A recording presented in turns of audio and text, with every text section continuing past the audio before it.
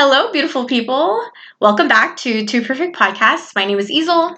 My name is Renz. This was recorded during the pandemic, and that was before we got our equipment. So the quality for the audio and the video is pretty bad. But we thank you for watching anyway. Don't forget to like and subscribe.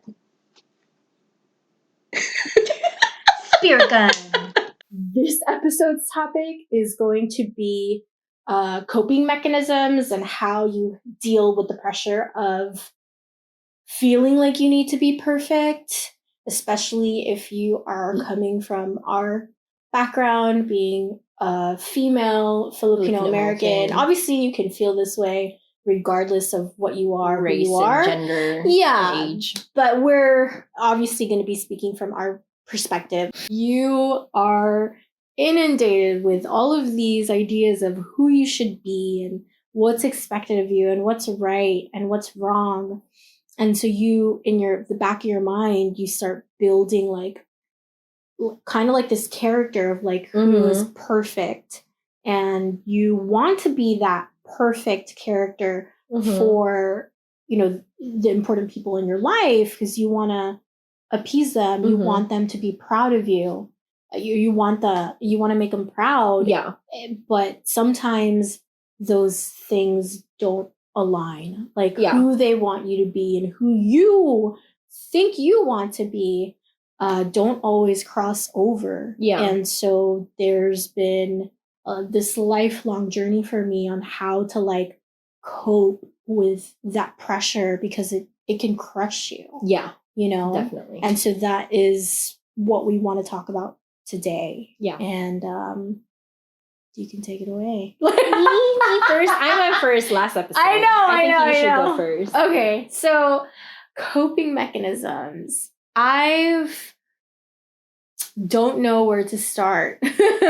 Exactly right. First of all, I want to define like what is a coping mechanism, like, because it can sound like a positive thing, like, oh yeah, you're learning to cope, but at the same time, some of your coping mechanisms can be negative. Good. Yeah. It can be destructive. Yeah. It can be harmful to you. And then some of them can nourish you and be very good for you. So we can talk about those different things, but I think we first should define coping mechanism, which is like how you deal and how you move yourself forward from those pressures. The pressures and your trauma or whatever the expectations that you feel, that weight, that you carry on your shoulders. So I know you want me to start first. Are you gonna ask me again? I just explained what it was. You take it away. No. Okay, no, I'm kidding. I can go first. I think a coping mechanism for me was to always push myself through any discomfort. So I am the kind of person that I can deal with very uncomfortable situations really well. And I didn't actually notice this until a lot later in life. I think upon talking to people who, when there's an uncomfortable situation, they fold. They will walk away. Or they just rather not. Yeah. They wouldn't even sign up for something that they know, like, oh yeah, I can't. I'm not going to put myself through that. That's too uncomfortable. Yeah. So a coping mechanism for me was to always constantly push myself to the greatest discomfort. Like it didn't matter. It doesn't matter. Like for me, signing up for things, like taking trigonometry in the summer, like that was my way of coping with the pressure of like, actually it was to prove people wrong. I was always made fun of in my family as like just dumb. I did a lot of dumb stuff, so they were right for the most part, but they just did not really believe that I could do much. Yeah, the expectation was low. Yeah. In a way. It's weird. From certain people. Yeah. Certain people. So obviously, you know, people's expectations are going to be different depending on who it is, you know, those expectations are coming from. But for me, there were some people in my family that just didn't think I was going to do anything too great because I did do a lot of dumb stuff, specifically like in my preteen years. Anyways, so to deal and to cope with that, I like had this burning passion to like prove them wrong. Like, no, that is not the person that I am. Like, your idea of who I am is wrong, and I'm going to prove it to you by excelling academically and signing up for like the hardest classes. And which is why I was so like, it was a given, like, I'm going to sign up for all the hardest classes in my school. Yeah. And I'm going to pass them all, and I'm going to graduate with honors and all this BS. So that's one way that I cope with it, which I think was positive. It nourished me. Because you built tolerance on what discomfort meant. Yeah. And so you were able to take yourself like further. Yeah. You know? Yeah, that's good. That's good. I love that because it really creates like character building, you know? And that was a hella fun summer. Like, she talked me into it, by the way. And I talked her into all of it. Yeah. Facts. All of the hard classes, like, Facts. we have to take this. Yeah. But basically, from starting sophomore year, all we took was AP classes because I was just like, regular classes. What a bore. Like, what? Yeah. No. So that's really good. I think it's super important to do that. I think that's also like something I tried to work on as I was like getting older. Because like, again, when we talked about episode 1, I had like crippling like anxiety. So I kept like pushing myself more and more in like social situations to get comfortable in that. But what's a coping mechanism I have? So right now, like, I think I get like really harsh with myself. So I also have been journaling, and part of that journaling is like just actually words of affirmation, words that's just feels like that's going to uplift me, because it's like, you know, I have been in a very long relationship, and in that relationship, I felt like I've lost myself because, like, you know, you get so consumed by like the love and that other person that like I almost forgot how to love me, you know? And then like I remember seeing a meme online and saying like, what are your love language and how do you like do that to yourself? And it like struck a chord in me. It's like, oh, you're right. What are like, I haven't been loving myself like that, you know? Like my quality time with art dipped. Like my words of affirmation suck because I'm so harsh with myself. Like I'm so mean to me. So now I'm just working on those like negative words, and I'm just trying to say things that are like will make me feel good. Because like I always whine about like I'm always tired and I never have time. So now I love to write like, it's okay, I have a lot of energy and there's so much time, because those are 2 facts. Yeah, I mean, how do you quantify like, and that's so funny you say that, because I think that too. And it's because we've quantified our time by days and the hours that we're awake, when in reality, it's like, you have months, you have years. Like, there's not a specific, like, okay, now that the day's over, it's like, oh, all is lost. Like, like, whoa. Yeah, you big baby, like, stop. Yeah. That's and then true. I think that also in turn, like, you know, when you say those words to yourself, it's like, it's crushing. Like, I literally always said like, oh, there's no time. And then it makes you feel that way. It makes you feel like you've run out of time. And it's like, as you said, no, you don't. No, you don't. You have your whole life. Yeah, exactly. Yeah. And there is that pressure to achieve certain things, or at least you believe that you need to achieve certain things by certain timelines, based on what's been glamorized to you via like TV or like movies or social media, when in reality, there are so many examples of people that achieve very important milestones in their life at all ages, at Yeah. different times, and not one journey is right or better than the other. It's really just like living in like what's going on, you know, with you. And that's the most important thing. Yeah. Right?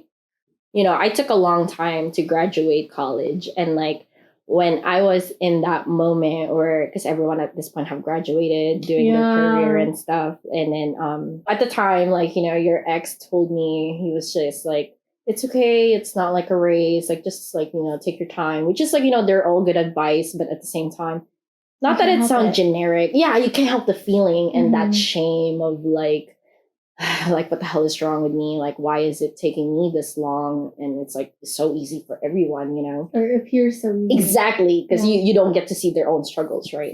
So I'm just so focused on like the negatives of it that it was like crushing me. Is probably honestly what also held me down from like succeeding. So I think it's just being able to let go of that shame. And it's so funny because, like, you know, I'm starting to hear these from other people where they started to feel like they're not worthy. Not that they're not worthy, but they don't want to reconnect with some people because they feel like they need to achieve a certain milestone first. And that's like, that's something I felt. And that's still something I feel, to be honest. Like, I don't really want to see you because we're going to update each other and I'm going to be like, I'm still a loser. I'm sorry. Yeah, that's so bad. But it's so true because obviously, you know, I can relate to that. Yeah. And I'm horrible. I'm just horrible. Like, period. Period. I'm horrible, period. No, I think, no, I'm great. You're awesome. Yeah, you're right. No more bad words. No more bad words. Words of affirmation. You're amazing. Yeah. But anyway, sorry. No, I understand because obviously we're the same way in that I will literally sometimes not pick up calls from certain people because I'm not at a certain stage, and it's like I feel so guilty. Like I feel so ashamed. Like I want to be at this point in my life, or I should have accomplished again the milestone already. And I'm not, so I can't talk to that person because I know they're going to ask me, and I'm just going to say, I didn't accomplish that yet. So it's the face of failure, to be honest. Yes. And that is, failure is good. Yes. Failure is something you should be ready to fight. Exactly. Not something to run away from. Yeah. And it's such a like weak excuse, to be honest, because again, like, you know, we often talk about that we crave to create a community and like we're looking for that tribe. And it's like, if you're ignoring these people, then how are you going to make that tribe? Yeah. How are you going to flourish this relationship? So that's another thing that I'm like currently working on, just accepting where I am in life and accepting of sharing that with the people I love. We're facing some demons up in here, okay? Like, okay, this is that's true.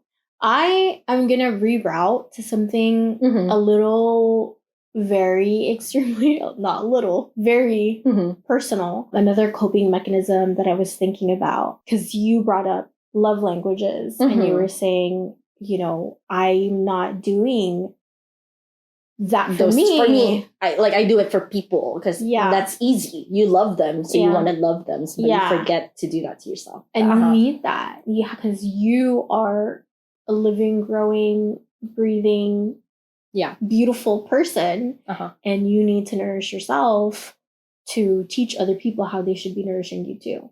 Yes. And physical touch is huge for me. And that is like one of my biggest love languages. And a big coping mechanism for me is making myself feel good, not just with like appearance, but this might be such a weird. What? I feel like I know what you're gonna say. I feel like I know what you're gonna say. Lay it out there. Masturbation. Yes, I do it. That's what you're gonna say. Like that is great me time that is I great me spend time doing me. Gotta love you. Gotta love me. Yeah. And so that's a coping mechanism. It's a good coping mechanism. I think it goes like hand in hand, or like it's like one or two ways. Like to an extent, exactly. You gotta set boundaries. Yeah. It's like, you know, as long as you're not using it as like escapism, because like it's an amazing way to boost that serotonin in your head, you know. Yes, It's like when yeah. you're low and you're sad, it's a little, you know, like I'm just kidding, but I'm not kidding. I'm Yeah. just saying it's a good way for that quick boost chemical hit in your head, and it's amazing. That's And true. sex positive, baby. Yeah, 100%. Yeah, sex positive. Yeah, for sure. Yeah, but I guess I also want to say is like for me it was like that too. For a while, I had this problem where I didn't feel sexy. Like I felt so unattractive, and like I was just like, "Ugh."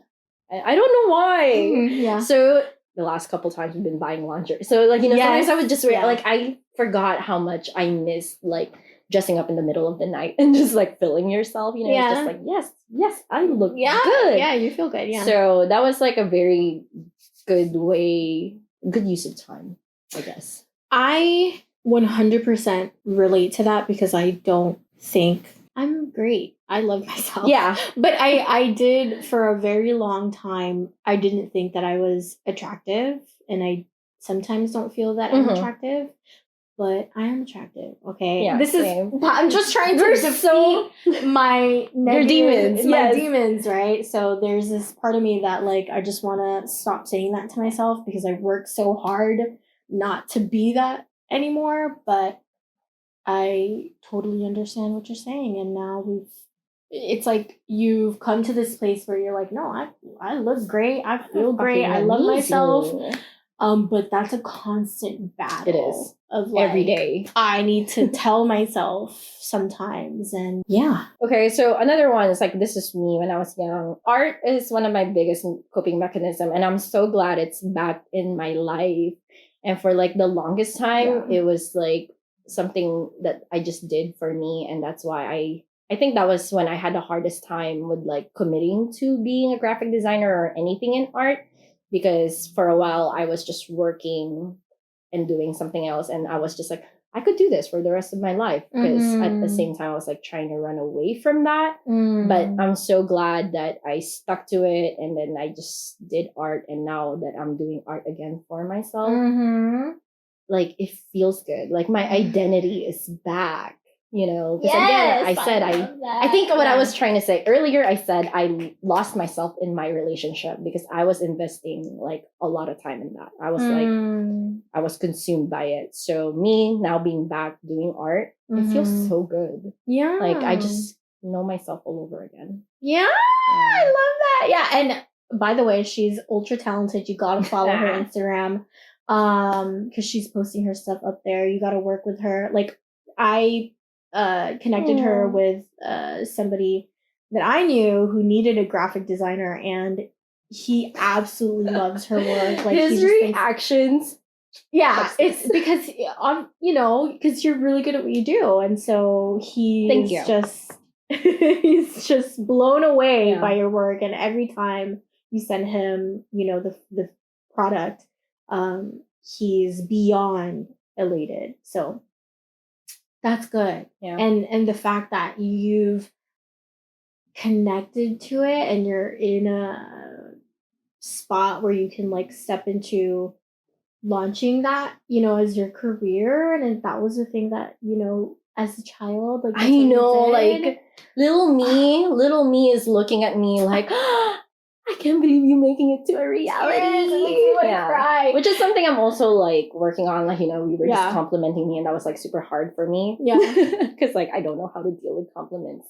So that's something I'm trying to own more. You know what? Obviously I'm not the best out there, and that's okay, but I am good. Okay. I'm good. You know, why did you say that though? Like, what did you say that? Again, I don't know. It's the demon. It's a demon. I know. Oh, and I'm just saying, wait, why do we do that? It's like we have to downplay ourselves before we can lift ourselves up. It's like, no, just lift yourself up. Right. Like, you're right. It's amazing. Okay, like own your greatness. You know, it's your power. Yeah. So, and speaking of art, I am also loving that you are back doing art, bro. I'm gonna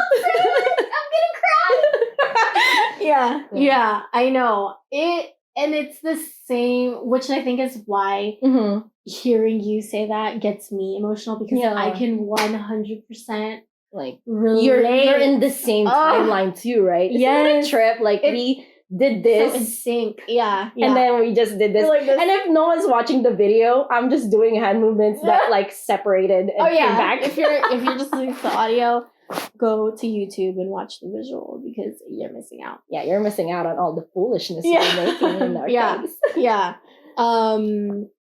Do you want to talk about that or? Yes, because that is definitely a coping mechanism for me, and it's a huge part of who I am because I didn't talk when I was a child. Yeah. I talked about it in episode 1 where like I was afraid of talking to even my family members, like my mom's sisters, and just, you know. Anyways, I escaped, or I expressed myself through art because I couldn't formulate the words. Yeah. Or I didn't want to say the words. Yeah, it's harder. It was hard, and I hope this doesn't offend anybody, but like my tita, who I lived with, who in the first episode was the one that helped me with the pillowcase. The pillowcase, yeah. She told me when I was an adult, that she thought I was on the autism spectrum. You are. Stop. Just kidding. Oh my god. No, no, I'm just kidding. Which is not a bad thing. Yeah. But she really was believing that I was on the autism spectrum because I just did not talk. Yeah. I did not want to deal with people, and very quiet. I never like made a peep. And sometimes she'd be scared, like, where did she go? She like and anyways, so I found art to be the greatest way to express myself because I did have thoughts. I did have feelings. I just wasn't pushing it out there as like a lot of kids would, because, you know, some kids are very loud and boisterous and they talk a lot and very talkative. Yeah. And I was not really like that with a lot of people, with most people.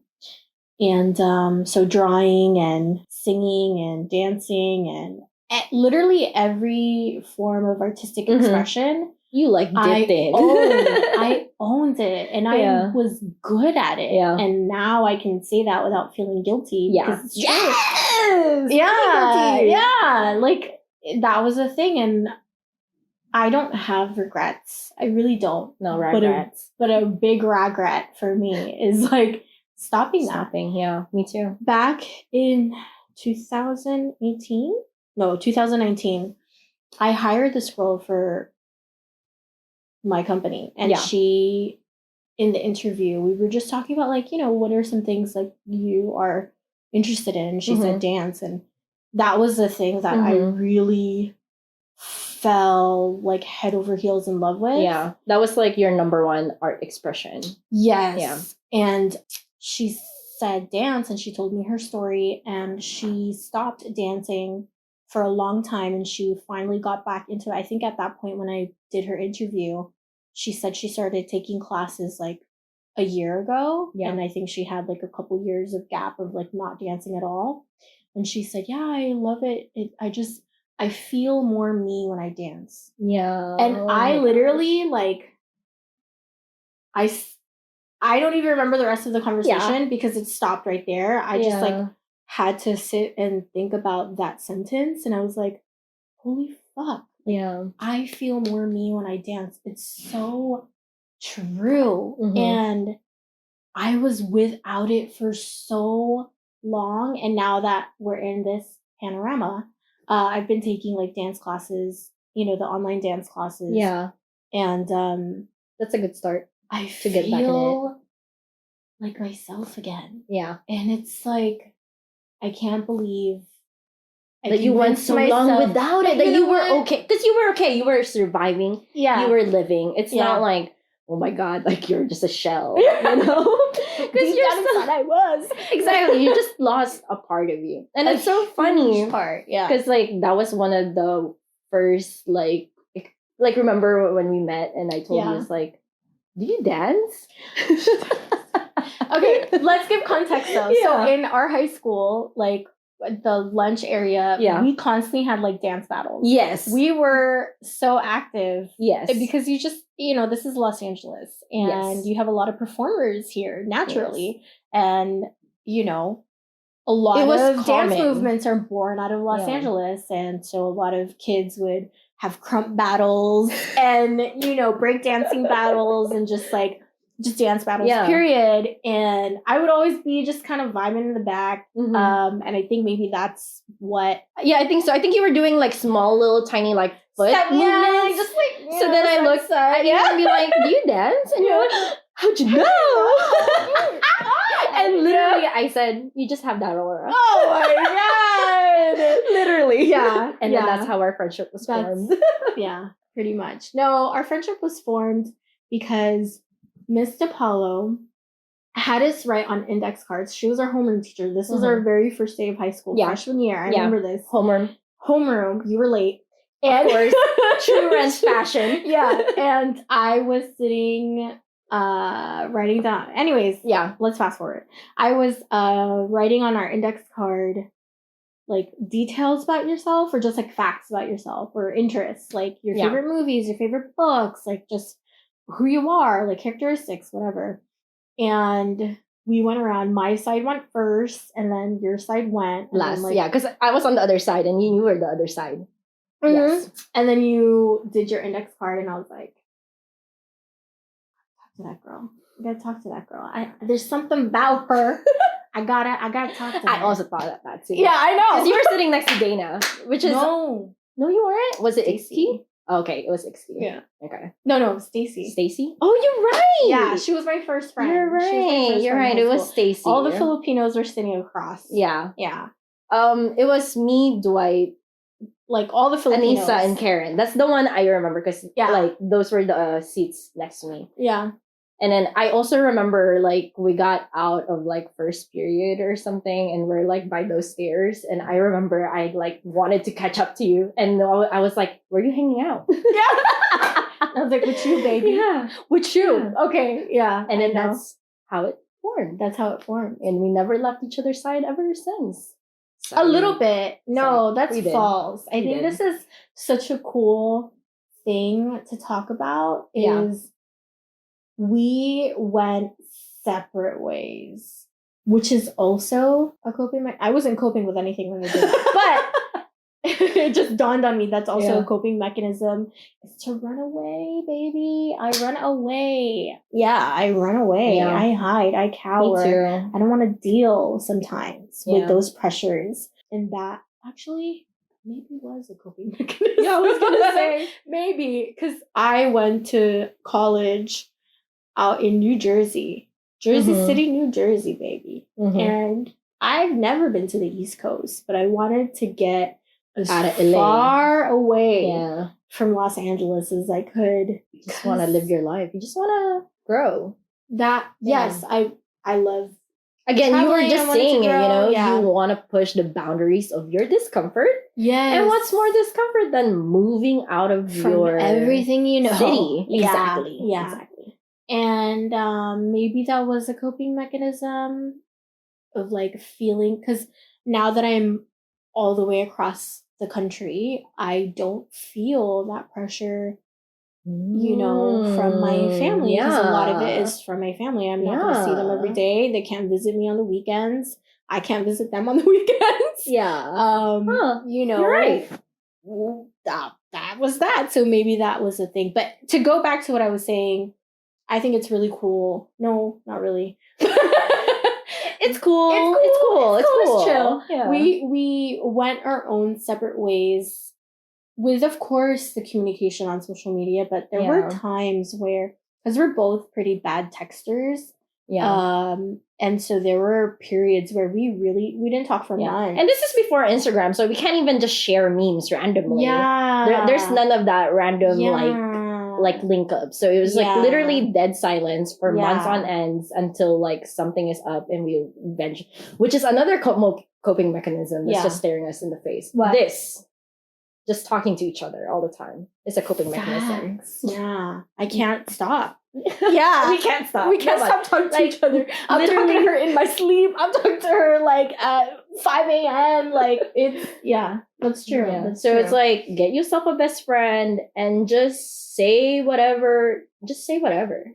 Don't stop yourself. Just express it out. And that's a good coping mechanism for me because it got me to really like work on my communication skills. Yeah. Got me to, because you love to ask the questions, to like really dig deep, like, I'll be what the nosy hell as is hell. exactly like you want to get to know, you got to know me. Basically. I really want to know what's going on, what's going on in that brain. Like, I really want to know everything. So that was like a really good way to like process anything, because like if someone's asking you stuff and you can't answer, it's like, it's another realization. It's like, oh, you're right. So then if I don't know, then what does that mean? So then you get to dig deep inside. You get to so it's like you have a little like therapy session with your best friend. Yeah. Basically. And you know what?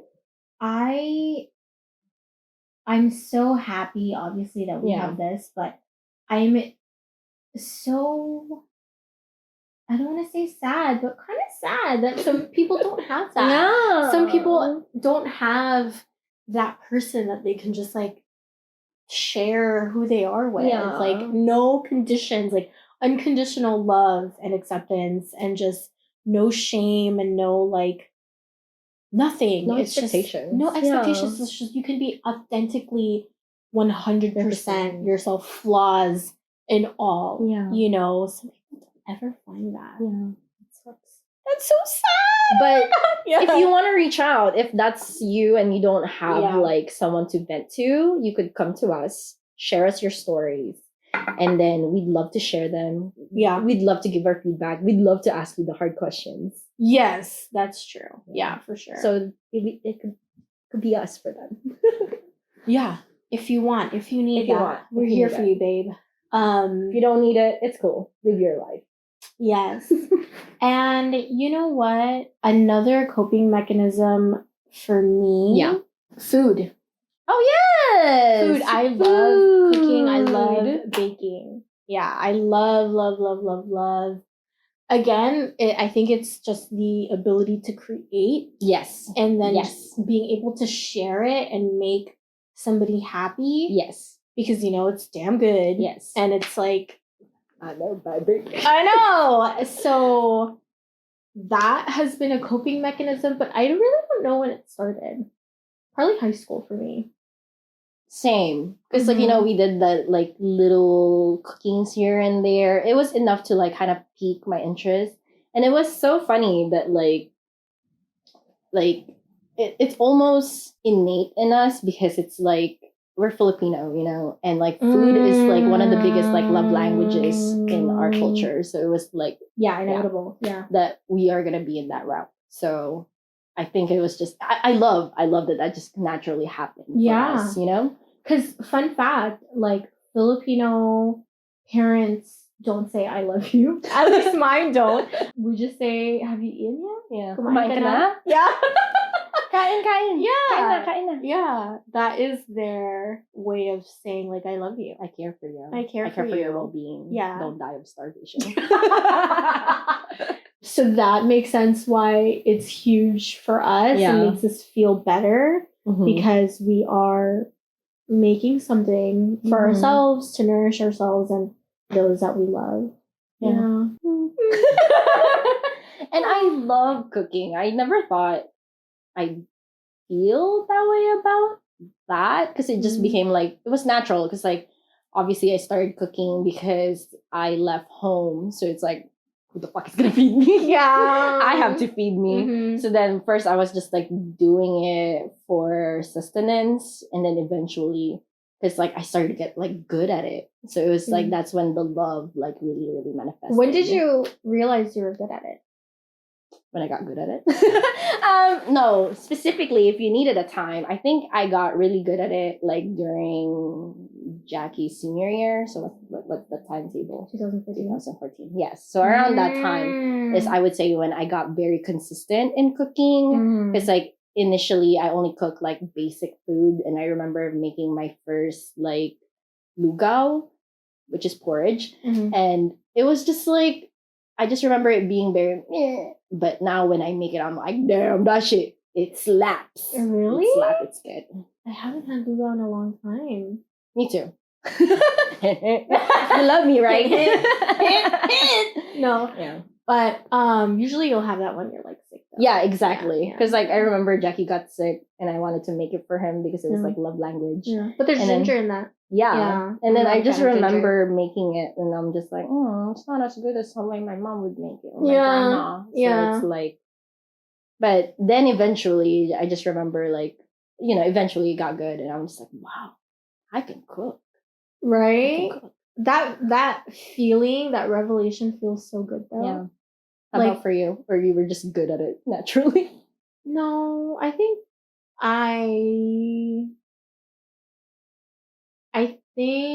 I came to that conclusion when I would cook a lot in Florida because my ex at that time, my boyfriend at that time. Your a ex weird at the sentence. time? Yeah. Yeah, I was cooking for my ex. What? No, my boyfriend at that time, obviously we needed to eat and he was an athlete. So I would cook. And that is where I realized like, oh, I can actually cook quite well. Interesting. Yeah. Do you have any other coping mechanisms you can think of? One thing that did pop in my brain as we're like talking about, because you asked me when did I realize that I'm good at cooking. And one of the things that like really stumped me with like, with the idea of needing to be perfect is that you needed to be good at it initially. Like, that's why I asked like, oh, were you always just good at it? Because like that itself is like crippling when you try something and you like suck so bad. Yeah. It's so disheartening. Yeah. So another way of like you could cope with that is just like reaffirming, like Jackie was very big on that for me. It's just like he really nourished that like don't beat yourself up. Everyone gets better in time. All you really need to do is put in the work. Practice, yeah. Exactly. So it's like the more you practice, the more you try, the better you're gonna get because you're gonna always improve if you're like trying. And that really helped me like with that mental transition of like not being good and just beating myself up for like not being good already, and just reaffirming yourself like it's okay. This is the second time, the first time, third time, fourth time, fifth time, doesn't matter. You will get better. And you will get good. Yeah. So that could be another coping mechanism if you feel that pressure of like I fucking suck on the first try or something. Kind of having that conversation with yourself of like you're not supposed to be good. Like nobody told you. Like why would you have that belief of like you're gonna be good at something if you're trying it for the first time? And discounting yourself that it's not you. It's not you. Yeah. I am such a big believer in that. Fun fact, my bachelor's degree is in mathematics education. And I went into teaching. And the reason why I chose education is because I wanted to be that person for people where I could make them believe in themselves. Yeah. And that regardless of what failure or mistake or even successes, whatever is like happening in their life, they can always push to a higher potential. Like you're never going to reach the end. There is no end of like, this is the best I could be. Yeah. There's always opportunity for better. That's never going to end. And so I just wanted to really be that person for people. Like, hey, like you can be better at whatever it is that you're doing. And I specifically chose to major in math because that's the topic that like everybody hates. Every time I tell somebody that that's what my degree is in, they're like, oh my god, I hate math. Like literally a lot of people love to say that. 99% of the time I'm horrible at math. And it's like I'm just not a math person. Actually, me too. Yeah. Like you can like, oh my gosh. And this is this thing we were talking about in episode 1. Like, I really thought I was stupid. I thought I was a dum-dum when it comes to math. And then I encountered that a lot because, again, I was in the art department. Yeah. So everyone everyone loves to like separate themselves. Like, I'm a creative, so I can't do math, and I'm just like, you're freaking crazy. Yeah, because and I'm you like can more of a literally- mathematical person, so I can't Exactly. do like the This. creative stuff. Yeah. People love to like limit themselves by saying that, when in reality, like, you could be whatever You can the hell be you wanna whatever you want to be, baby. Like, I am such a big believer in that. And I was horrible at math when I was a child. Like, one of my titas used to sit with me for so long, and I just could not understand these mathematical concepts at the age of 7 years, 5, 6, 7 years old or whatever. I don't know, for some reason, even though of course my family knew that I wasn't good at it, again, that there was that part of me of like, I need wanting to prove them wrong. Yeah. And I need to compete. Like, I need to get good at this. And so I was just adamant about never giving up and never letting those failures define who I am. And a lot of people, I don't think you should let your failures or your successes define who you are. Yeah. That's not who you are. Those are just things you've done. and accomplished. And which is, I or guess not it's a part of accomplished. you, but It's not everything. yeah, And there's so much more to a person than that. And that's how, that belief right there is a big way that I've coped with not meeting my family's expectations of who I should be, and the guilt and the shame that I felt for not living up to certain expectations and not being perfect. And I used to have panic attacks about this. Like, I literally used to have panic attacks. I haven't had a panic attack in years. Me too. But I literally used to have panic attacks. And this is why we wanted to create this podcast, because it's unhealthy. It's unhealthy to have, to take these expectations and these standards to so much heart that you are literally killing yourself. Yeah. Mentally and emotionally. But I think I just went on a tangent. Okay. It was like a sidetrack. But anyways, what I was saying was like, you aren't your failures, you aren't your successes. And that concept, that idea allowed me to find value in my humanity. Yeah.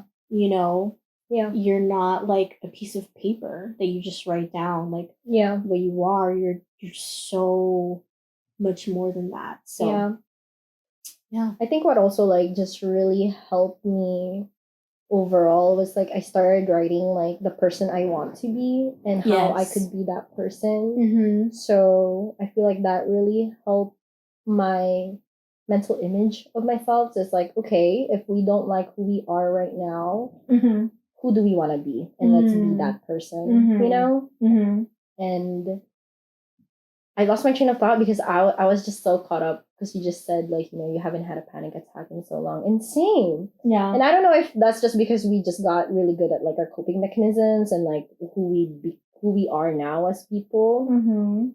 Because I also cannot even really remember the last time I had that. Yeah, maybe that's what it is. Maybe we're just coming to that acceptance of like, you're okay. Like, it's okay. And you're not perfect. And that's okay. And you're still deserving of love and appreciation. You don't need to beat yourself up over it. And you're free. Exactly. And you're free. Like, I think that like feeling and realization alone is what really allowed me to just like not go, especially now that I have a much more healthier communication style with like the people that I love. It's allowed me to stop bottling it up, because I think that's what really like triggered my like panic attacks, because I had no outlet, so it was all inside until like that big thing happens, and I'm just this is when I was gone, huh? Yeah, you were gone. Me too. She was gone. So I was just staring. I was like falling apart. Like literally, the last one I could remember was like during Jackie's 3rd year, and I just remember like, I think he had like a party, and my dad was like looking for me, and I was like having so much fun. And then, he calls me, he's like, nasan ka na? Oh my God, di ka na umuwi. which means you never come home. Yeah. And which is true. Those are all facts. Yeah. But like that moment just made me really feel like I couldn't be me because I was like having fun. And then all of a sudden I felt so guilty for having fun and I wasn't coming home that I literally like, I left the party.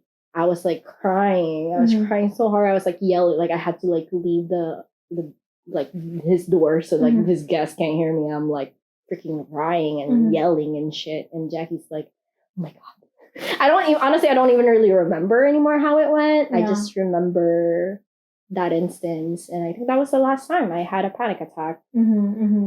And now my relationship with my family is so much better. Yeah. I'm able to communicate with Jackie. I'm able to communicate with you again. So I think those are like what's really helping me hold on together. Yeah, you replaced your coping mechanism, which what you just brought up, bottling up. Oh, honey, this was and unfortunately is still a coping mechanism for me. I bottle up my emotions and it is not good, obviously, because that's it eventually will erupt. Yes. Yeah. And can turn into like anger issues, can aggravate your depression, your anxiety, like just so many things going on in here. And you're really the only person that I can really share things with. And other than that, I still bottle things up. Yeah. Like I don't tell people things. Yeah, but now we're telling the world. I know. Welcome. Hello. You are now my best friend. Facts. Yeah. Please keep this information to yourself. Don't tell anybody. Don't expose her. I trust you. Please. But I think this this podcast is another coping mechanism that we're like slowly starting. You know what I'm saying? Yeah. Okay. Because this is allowing you to like open that jar. Yeah. Oh, uncomfortable. Yeah.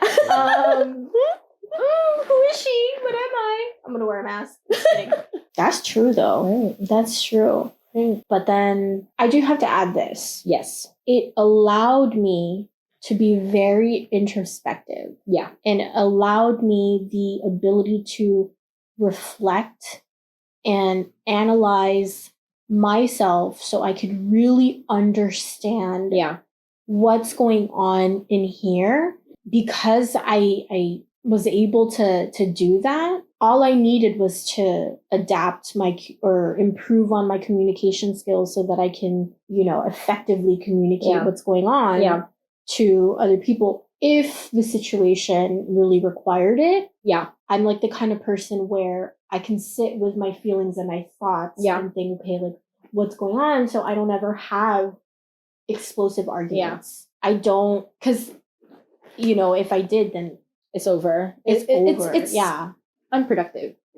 It's just not good communications that way. I think there's a difference though, because like you said, there's a difference between bottling up and letting it sit. Yes. You know what I'm saying? So that's exactly what you're doing. And that's why it's not completely unhealthy. Yeah. Like if you just like bottled it up, never thought about it and just like pushed it and pushed it and pushed it, obviously I don't think that's the most healthiest coping mechanism. I bottle it up, save it until I can bring it out to you. Exactly. Me too, girl. Yeah. It's like I save it and like, okay, mental note, make sure you save that. And don't forget any details so you can tell Renz. Yeah. And then we analyze and then we like try to solve that problem together or whatever the hell, like have some revelation or whatever. So I think that's a good way. And even if you don't like talk about it with me, if you just like sit and think about it yourself and then find a good way to communicate that to to that person, whoever you're bottling it to or whatever. Because that's also like good, like I don't think it's so productive to just say how you like all feelings. I think it should be feelings and like action. Yes, action and introspective, as you said. So that way you're really understanding why you're upset. Because most of the time, the feeling is so much stronger than the actual whatever is causing it. Yes. So I think that's why it's good sometimes to just let it sit, let the anger or sadness or whatever the feeling is dissipate, so that way you could be productive with the Move result. forward. Yeah, absolutely. Yeah, I feel like I went around and around and around, but long story short, No, communicate. that's a good point. Okay, so we are also really in love with cats. So I think another one is just like being able to take care of another living thing creature that needs you is another good coping skills, because then you stop like thinking of just like you, what do you need, how can I like, and then you just start pouring that energy to like something else, and then getting like love back from that like thing too is just so rewarding. So I think that's like another coping mechanism that I have. Like I like definitely my gap between like Franklin and Lily and Bean, those are my 3 cats. It just gave my life more purpose, because at the same that was the time where I graduated and I had like no work perspective, so I literally had like nothing to do with my life. So by having them, it was just another way of like, nice, now I have something to live for. in a way, Yeah, not that no. I didn't already, but it was Yeah. another reason, like more reasons to live for is like amazing, Yeah. The way that sounded a little dark. I know, and I which was is like, true. We are dark people. Are we going there yet? Yeah. Oh, also, we've already talked about it, but stop shaming yourself. Yes. It is not good for you. It's so toxic. It's destructive. Yeah. Stop shaming yourself. And maybe that was our way of coping. Yeah. And kind of like shaming ourselves was the coping. Yeah, in the past, kind of like lighting a fire under your butt. Like, okay, this is, because you're so upset with yourself or you feel guilty. So you're thinking like, if I say these things, then it'll be okay. Like, then I'm gonna, move forward. Because I just thought of something. There was some kind of study. I don't remember what it was. It was a long time ago. This was like back in 2011 or something that I was learning about in like one of my classes or whatever. And they said, kids, you're teaching them or shaping their personality. Yeah. Obviously, everybody has different parenting styles.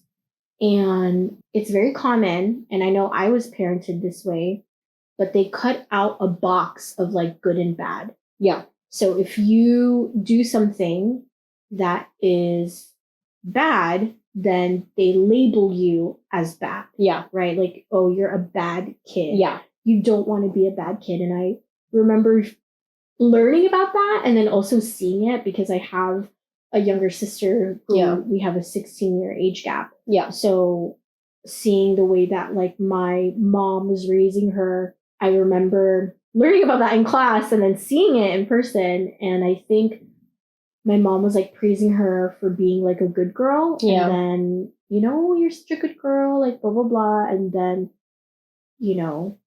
obviously you're going to fuck up. You're going to make a mistake. Like, that's part of life. Yeah. And then, bad. Unavoidable. Like, that's, you don't want, like, I don't remember what the sentence was, but like basically calling your child like you're a bad kid. Like, you don't want to be a bad kid. Yeah. And that, while the intentions are good, that's where that stems from. That's where that shame and that guilt, when you make a mistake or when you... Then you all of a sudden feel like the bad kid and you don't want to be You don't want that because then you're back to your child, your memory being a child of your parents yelling at you for being a bad person. And it's like, again, these labels can be so unhealthy in the long run when you realize how it affects your psyche years from now, how it affects your self-esteem and the way you look at yourself and the way you live your daily life. And I think, that's where it comes from, where we're talking about like feeling shame and feeling guilt. Because we grew up with that parenting style of like, these behaviors mean you're a bad kid. Yeah. And it's like, oh my God, like, you said I was a good girl, like I want to be a good girl, and then you feel like you don't know who you are. Yeah, you almost lost your like sense of identity. Yeah, and you feel like shit. And it's like, no, you you see it now because there's this new generation of new parents. Yes. Where they're way more understanding of It's more how communicative. things affect your psychology in the future. And yeah, it's more communicative. Like your kid makes a mistake, you can tell them that that behavior was, incorrect. And I'm even wary of trying to use that word. Yes. But you can just explain what those consequences, like why, this is not good, but not telling the kid that they're not good. Exactly. It's not the kid exactly that's not good. It's because, especially as like a kid, I feel like you end up intaking all this information and can't help but, I mean, obviously it's personal, but you really feel that in a like another level. It's like, damn, like, yeah, you are crushed by that, again, the shame, Yeah. And it's so funny how like you feel, or like as a kid I felt it and I just didn't know that was shame that I was feeling. Yeah. It was just like bad feeling. Yeah, of course. Well, yeah, because you're a kid. You don't even know the complexities of like you would be a very intelligent kid if you knew, that was shame. That was shame. But yeah, you feel ashamed, you feel guilty. And you already feel ashamed and guilty because your parents are disappointed. But now they're telling you you're bad. You're bad. And it's like, and then you do it to yourself when you're an adult. You're like, oh my God, I made a mistake. Oh my God, I didn't do this. I'm a bad person. Yeah. And it's like, no, you're not a bad person, right? Yeah. It's like, you're just made a mistake. And it's as simple as that. And unless you're murdering people, well, then you're a bad person. Don't fucking do that, boys. Yeah. Or like hurting people or like raping people or doing things that harm other people. Yeah. And I think I even like went through that during like my teenage phase where I was a little bit more like rebellious and they're calling me like a bad kid. So it's like, okay, you think I'm a bad kid, then I'll be a bad kid. Oh, I will. Not that I did anything that like severe, to be honest. Because in my opinion, I think it was still very vanilla. Yeah. It was just me staying out late. Okay, we were doing bad things. She's lying again. I'm just kidding. I guess I was more so just talking about. I feel like because in the beginning, my parents started to just see me as a certain way, even though this was like in middle school, and I was like, I wasn't even doing anything as much in middle school. Yeah. So then in high school, I really like turned it up. You know what I'm saying? And that's what I'm saying. Into this bad girl persona, she's like, okay, I'm gonna show you. Yeah. So then that's when I started slacking in school, and I'm just like, you know what? It's just not worth it for me. So I'm just gonna rebel or like whatever. Because then I started to believe that I was a bad kid. And that was what the article said. In the study that I, was learning about in the class was when you do that to kids and you create this idea of like, okay, this is what this means and this is how you are, you're a bad kid, good kid, or whatever, you can replace those words too.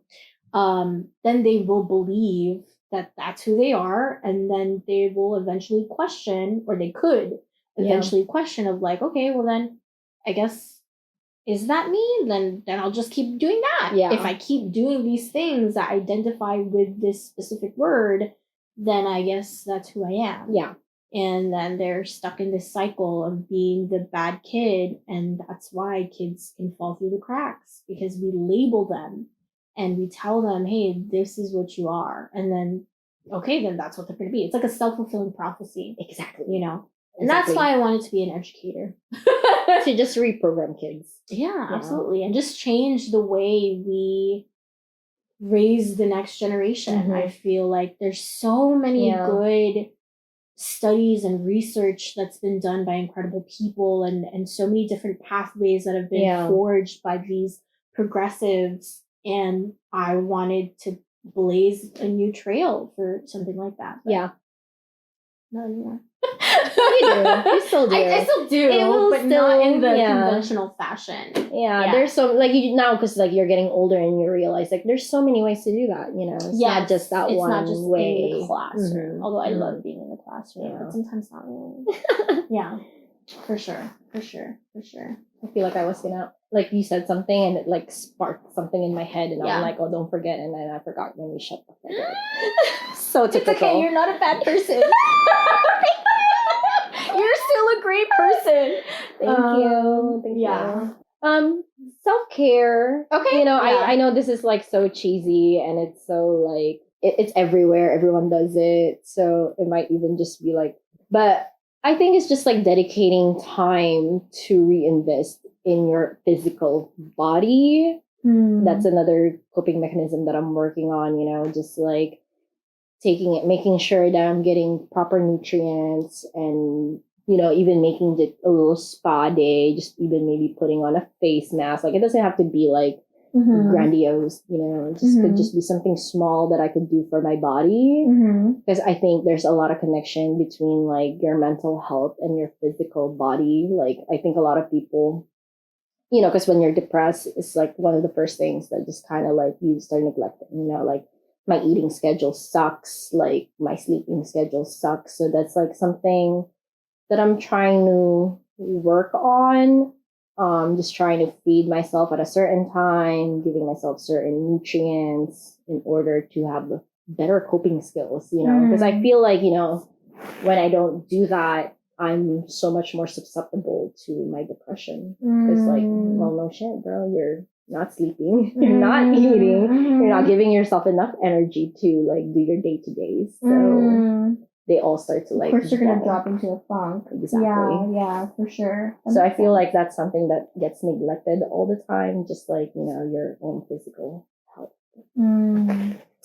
Yeah, that's true. Self-care is glamorized as fun, but it also is difficult.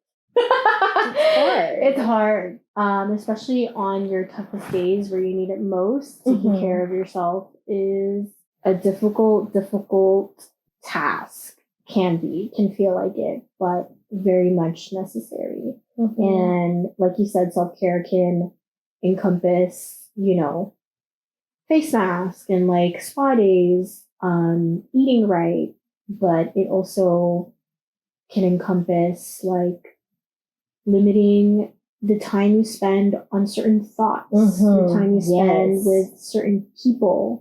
And sometimes we don't know how to set those boundaries, but that is a huge part of self-care, is creating those boundaries for certain things. Sometimes we want to indulge too much, right? Like on social media, like that's a huge problem for me, where you like, it's just so addicting, and it's made that way. It's designed to be addicting. And, you know, so self-care, taking care of yourself, is nourishing your mind and stopping those things that can numb you too much, right? And setting those boundaries and limitations. And that is so hard. That is so difficult to do, because sometimes you just want to consume, and sometimes you just cannot separate, and even limiting your time with certain people who drain your energy, or whatever the case may be. But that's a good one. I didn't even think about that. Yeah, because I think it's like, it's so like obvious, you know, and I guess that's why I said like it's often like mislooked, because you're like, I'm doing the best I can, like I'm doing, like, you know, like again, when I'm depressed, it's like the first thing that gets to go is like I can't eat, like there's no appetite or like whatever, but I force myself anyway, because at the end of the day, you need the nutrients. Yeah, you know, like you can't flourish without energy. It's like you're depressed and sad and think you have no energy. It's like, well, have you eaten? Have you drank water? Have you done these? Like, maybe that's the reason why you don't have energy. So it's like, sometimes I try not to be quick with just like, I'm just depressed, so I might as well not eat. I might as well not do this. It's such a crazy time to grow up with the age of the internet and social media specifically. And I know this gets talked about a lot. It's instant, you know, gratification. Haha, I'm laughing, this is fun. And like you're escaping what's really going on in here. Like sometimes, you know, I wake up and then like the first thing I do is like look at my phone, and then I don't realize like poof, it's noon. I'm like, what the heck?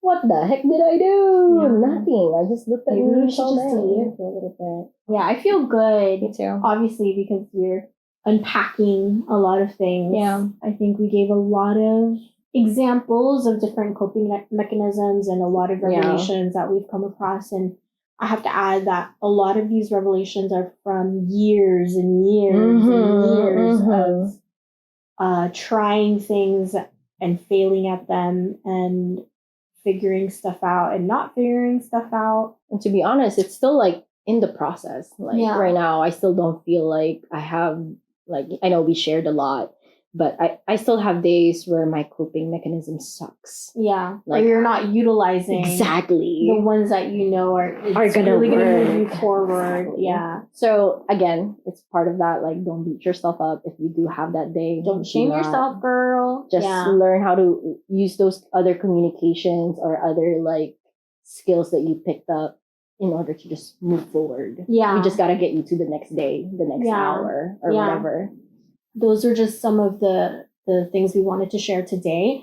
I'm sure we're going to continue to talk about it, and it'll be kind of sprinkled out through different episodes and whatnot.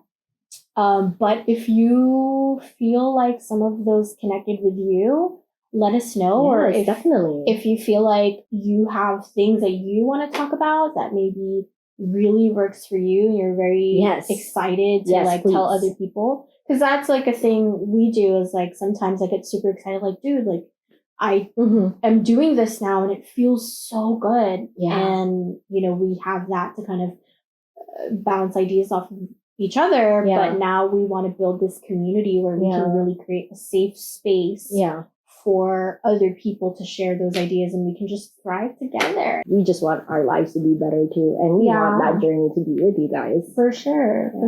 Absolutely. That's the whole point of this podcast.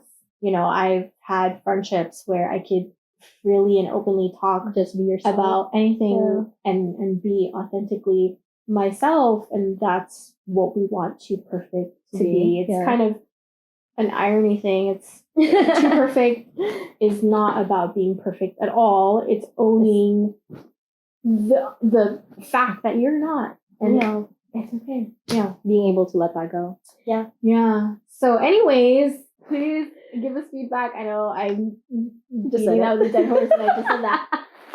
But that's what we want to do with this is create a community and leave us a comment, subscribe to our YouTube, find us on Instagram, all that good stuff. And we will see you next time. Bye.